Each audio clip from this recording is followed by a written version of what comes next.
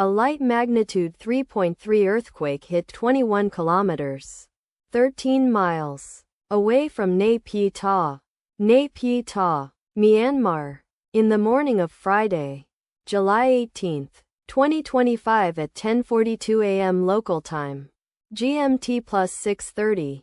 The depth of the quake could not be determined, but is assumed to be shallow. The quake was not felt, or at least not reported so.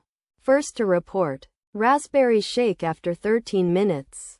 The earthquake occurred 19 hours after a magnitude 3.3 earthquake had hit on Thursday, July 17, 2025, at 3:24 p.m.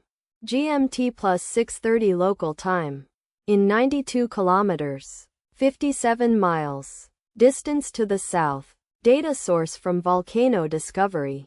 Did you feel it? Let us pray. May the earthquake that occurred not affect our brothers and sisters there.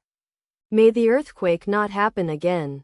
And may God protect everyone. Amen.